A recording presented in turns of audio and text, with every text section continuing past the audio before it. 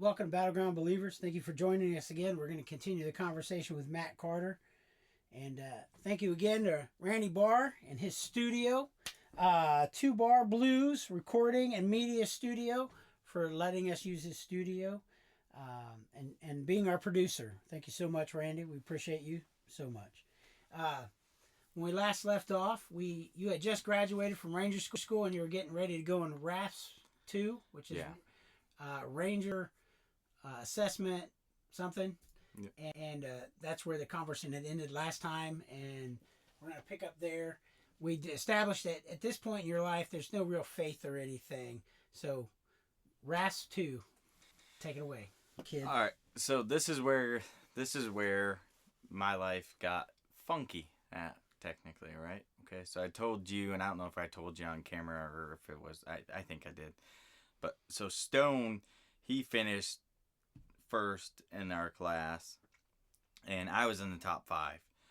But so during RASP 2, before we actually got to there or whatever, there was a point in time where I got to meet with some gentlemen that Stone had to meet with, right? That came and talked to us, right?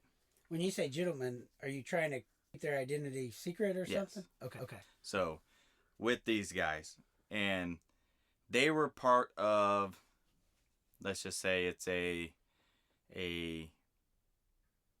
covert, they like recruit for like a covert unit type thing. Okay, right? I know what you're talking about. Whatever. And they have other training facilities and stuff like that. So with that, I got offered a deal with them, and so did Stone, which both of us, me being the follower I am, I decided I would go with him and do it again. Dude, I had no idea. So here we are now, so you hear about all these other ones on YouTube and stuff talking about like the CIA and having ground crew and air crew and stuff like that, and it's all this stuff that they have these highly trained people to do these jobs to keep whatever away, right? So these units were kind of like that, but there's not as many of them as what they are. These are the type of units that, okay, so the unit that I was in, we were called Death's Angel. So if we got the call and we were going somewhere, somebody or multiple people were dying. Were you still part of the U.S. military, or were you now taking Technically, no. Okay. Technically, no. We were no longer part of the Army anymore. Now we are considered a different branch, which actually they would consider you. So you're in the paramilitary or whatever, and no. Were you in the special operations side of the house? Yes and no. Yeah, there was people from special operations that were in the same units as us. Did you have to get permission from the military to join? We'll just put it this way: the people who recruit you, the military don't have a choice. If you say you're willing to do it, they have to let you go. The government, pretty much the U.S. military, doesn't matter what branch you're in, cannot tell these people no. They get the choice. I had no idea. So with that, they have.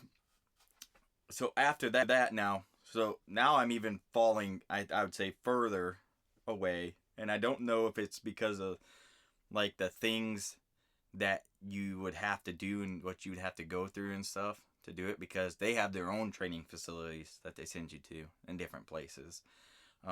There's one in Virginia. There's one in North Carolina that they send to you. These are private owned training facilities. But they're not structured the way like a Ranger school or anything, right? They're more... No. So they're teaching you. I mean, it's.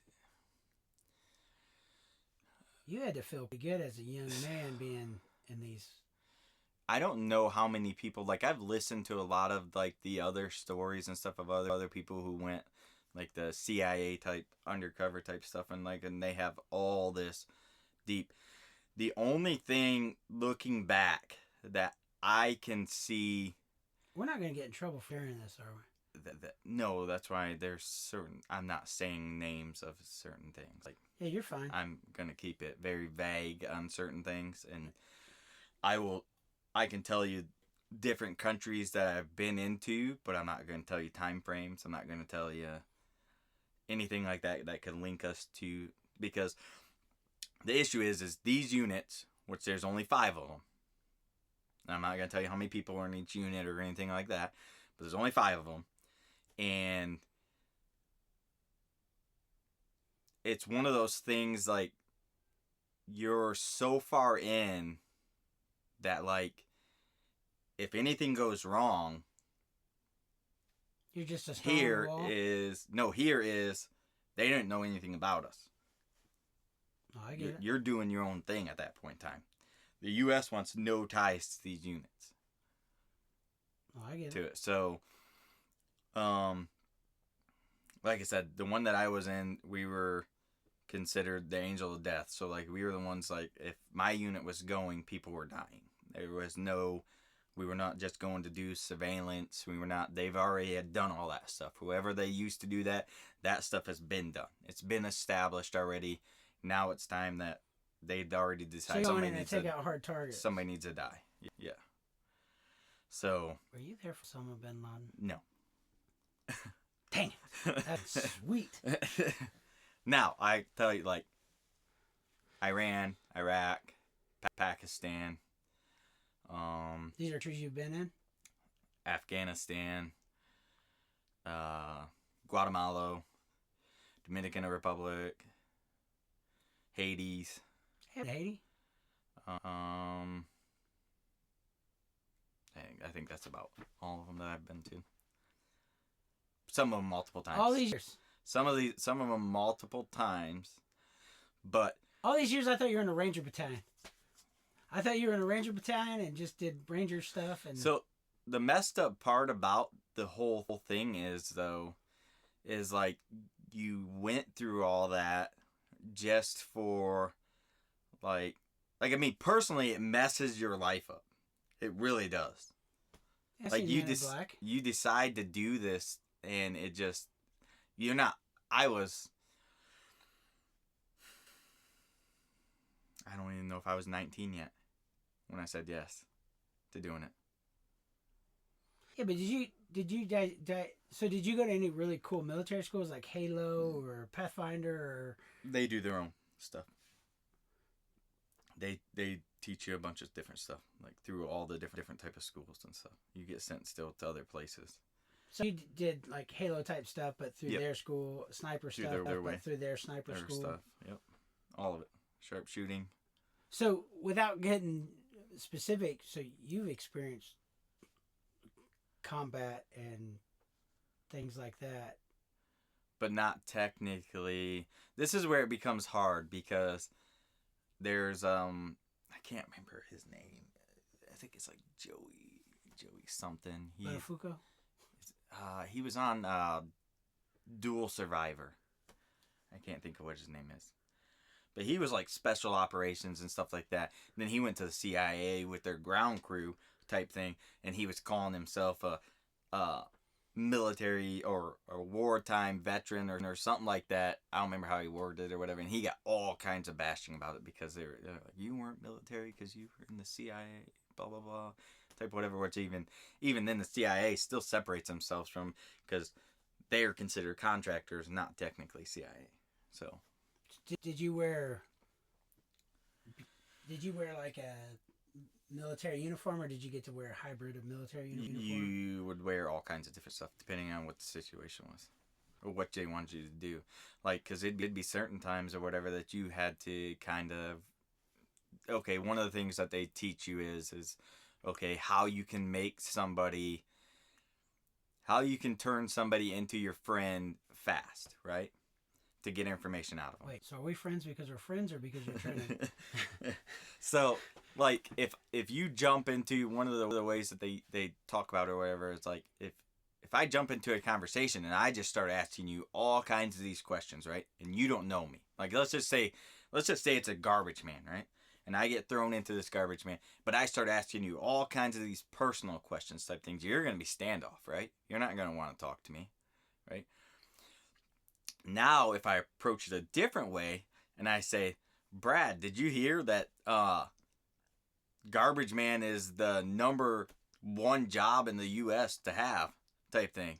What are you going to say to me at that point? Oh, I'm going to start sharing everything. You're gonna be like, no, it's not. That's a bunch of blah, this and that. And then you're going to start telling me stuff. And then I'm going to make another statement. I'm not going to ask a question. I'm going to state a fact or some sort of statement that's going to still coach you into saying other things. And now we just passed that thing. Now mentally in your head, we're friends. So now I'm going to start asking questions without asking questions. Yeah, you get me to talk. Yeah. And you're going to tell me things that you wouldn't have just told somebody you just met 30 minutes ago. But now you are. I always thought you were just annoying every time. So, like, but with that all, though, what I was trying to get to is being, I guess, like, in something like that, and you not being able to share, definitely when you're actively doing it, you can't share certain things with even family members and stuff like that. Like, they could, like, I think I pulled my military stuff, and, like, after a certain point, it's just like, I'm cut off. Like, there's nothing there. And then there's other ones, like, other people have pulled it and they can't see anything. Like, it's completely blacked out. Like, that's how covered up they will do for different stuff like that. Like, and I believe, now that, like, when I was in and stuff, I was like, oh, well, this is a really tight-knit group. Like, there's probably really not that many of us. But then you had people like, who's that one you listened to? Sean Ryan, and that other guy I was telling you about. Now there's this other guy that's out there that's was a spy for the CIA and stuff. And they're all coming out and they're talking about how many there was 100 people in their area, or there was 1,000 people or whatever. And that's like, dude, how covert and how much under the radar paramilitary type stuff does our government actually run that none of us know about? How long were you in? How long was your military service? So my actual military service, or how long did I do all of that? How long? Yeah, how long were you? So from the time I started that to the time I actually was able to release or whatever, because it's not really considered I don't know what you'd call it, like a military career. Yeah, like a military career or whatever. It would have been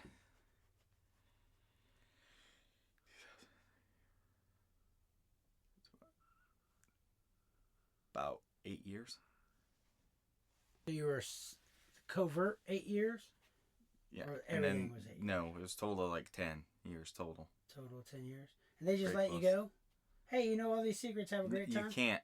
That's the thing. Like, you're still held to a certain thing. That's why I said I can't say certain things. I can't go into details about different things that we did or whatever, to where it would incriminate anybody or any organization for what happened. See, like, some of those things that have happened are still, to this day, they don't know, or somebody else got the blame for it.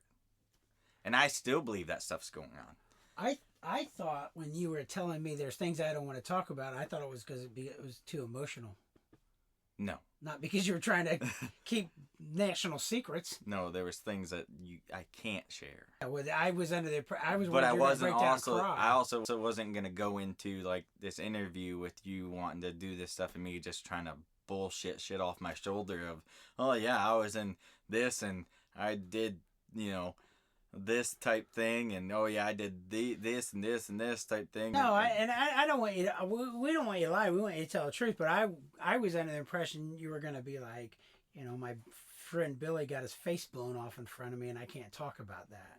That's what. No. That's what I thought you were. No, but we did get into firefights and stuff and battles and everything where I have lost.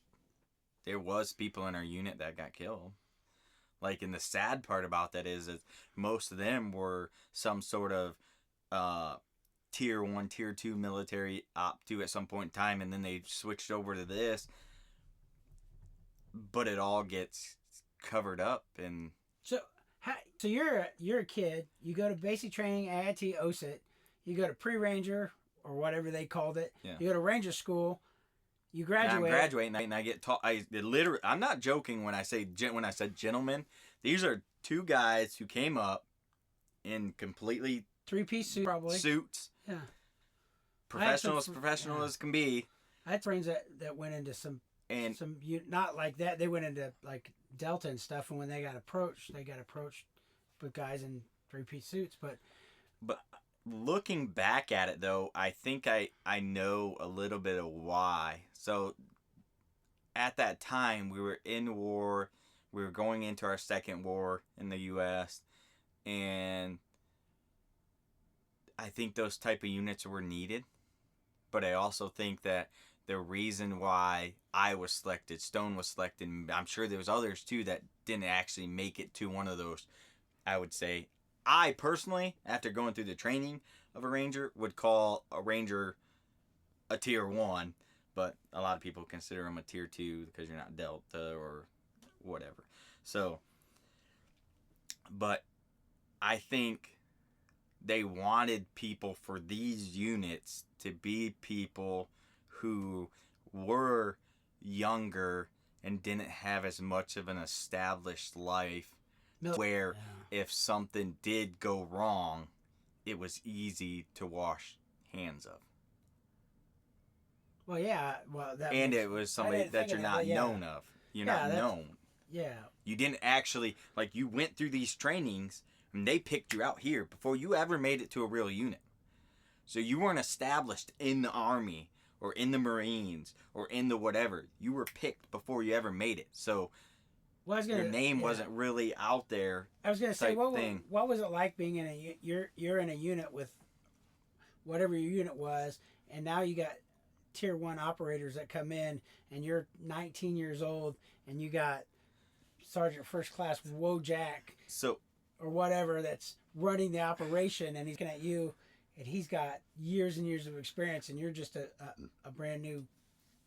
So I don't think anybody looked at anybody like that, because there was people who came in after, obviously, with the time that I was in there, that had to still come into our unit and stuff. But I think, okay, you know how military is. We joke, we play, we pick on each other, we do all this stuff, right? And it only gets worse the longer you're in the different stuff, and the jokes get dirtier. They get like, when you came to this unit, there was none of that.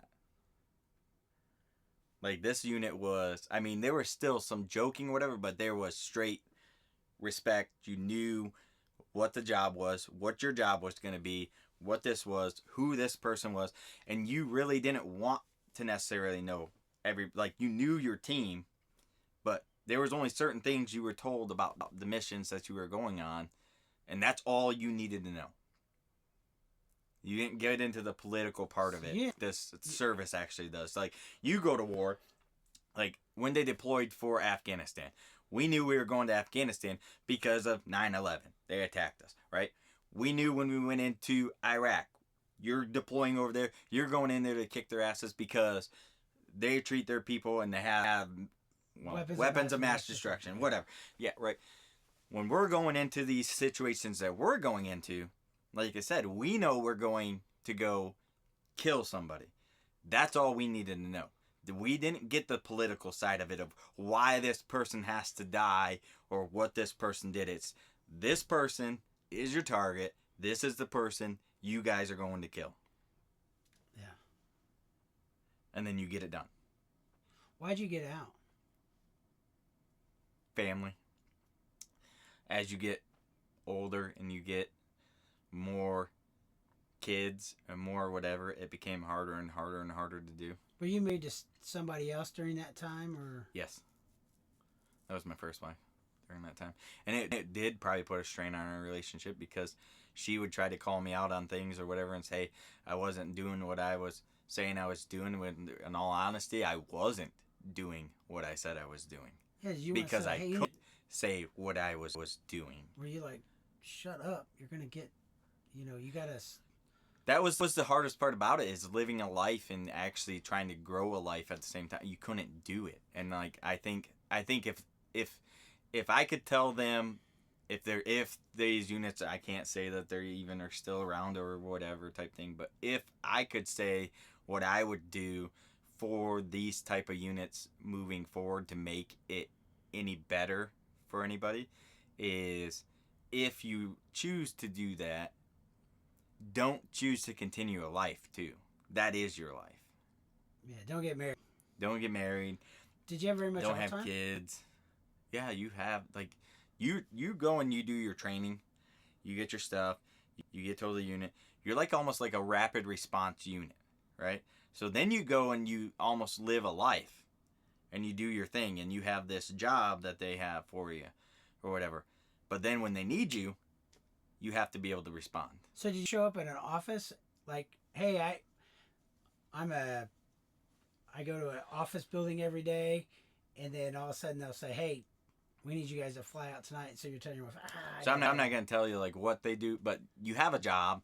They give you a job or whatever the job is, or whatever. You go and you do your thing, whatever. You still have training, so you still pull off the, let's say you're in like some sort of reserve or National Guard type thing. So you have that time you can go and do trainings and stuff like that, and then you can deploy like that, and you have the excuse. Man, but I can't give all the secrets out. Yeah, and forgive me, I'm not trying to give away national secrets. I mean, even though I'm like super curious, but yeah, I get it. My father was in the White House, and I asked him all the time, questions. He's like, I'm sure he knows something about something. I'm sure. Well, but he won't share it with me. No.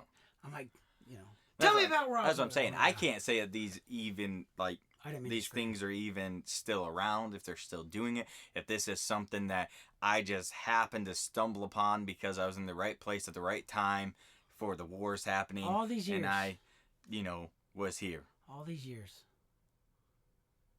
All the years what? I had no clue. I thought you were in a Ranger battalion. God. I had a Ranger tab. I know you have a Ranger tab. I have mad respect for that. But I thought you were... I had no idea that you were... You weren't curious... You just put that on the internet. Like everybody we work with and everybody we know just found out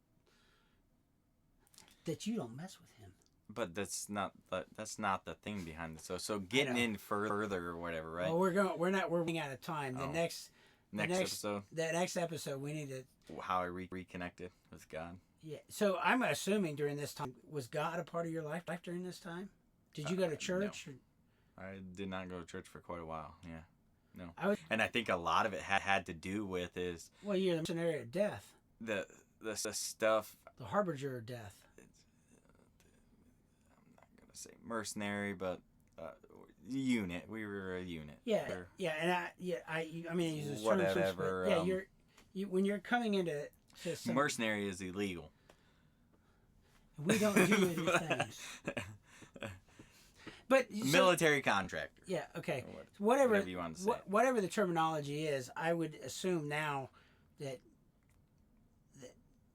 to deal with the things that you're seeing, and God's probably not there. And then it's your first marriage, and that probably was rough.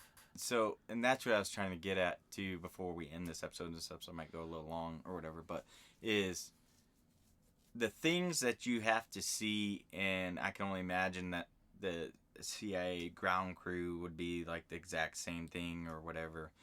The things that you have to see and do or whatever, you literally sit there and you do question, is there really a God? Like, Is there a God that literally less than 12 hours ago I got handed a folder that told me this guy's my target, and now we're putting a bullet through his head?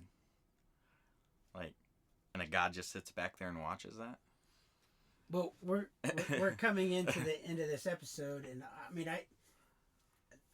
I think those are questions that are difficult. I think that you're, again, I know clue that you.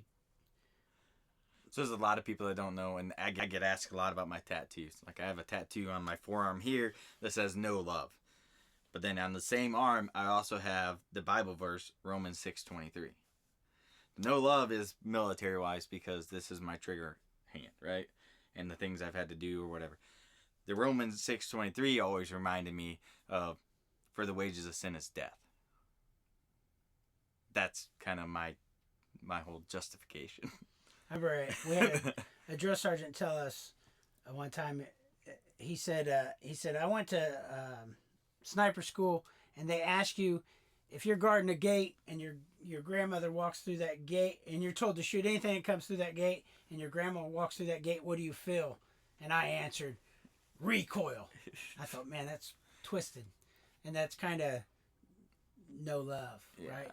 But as we end this episode, we're going to go just a few minutes longer than normal, and we prepare for the next episode. Before I let you go, so part of the selection for this type of unit or whatever, those two people sit you down and they ask questions like that. Let's just say there is a question that's asked. I don't know if they do it to everybody, but I got asked a question like that. Another time we'll talk about the question I got asked. That would be for another one. Yeah, but it's one of those ones that they try to make you. Well, they try to find something that you really care about, or that they feel like you're against, and then they want to put it against you to see what you're going to say. Like, are you going to give up all of your beliefs and everything just for what this is because we told you to do it, or are you going to stand your ground and do what you feel is right? Well, yeah. And I don't know if there's a right or wrong answer to them. I really don't know. I still, to this day, I don't know, because everybody I've talked to that's done that type of thing, like, it's a different type of question that they ask you, and when they answer it to me, I'm like, well, that doesn't sound like the same answer I would have gave or whatever, and you're here, so, like, and it's like one of those things, like, I don't know if there is a right or wrong answer to it. I really, if I ever find them, I'll ask. No, I'm just... Well, as we end this, the next episode, we'll talk about how you came back to faith and how you came out of that life and really found your faith and became a man of God that you are today and dealt with that. Okay. Thank you so much for sharing. Yep. And thank you for joining us again. Thank you, Randy Barr and Two Bar Blues recording and media studio. I will remember that someday. I know I looked down to read it, and sorry we went long today. Again, we want to continue to tell his story through your stories. Thank you for joining us.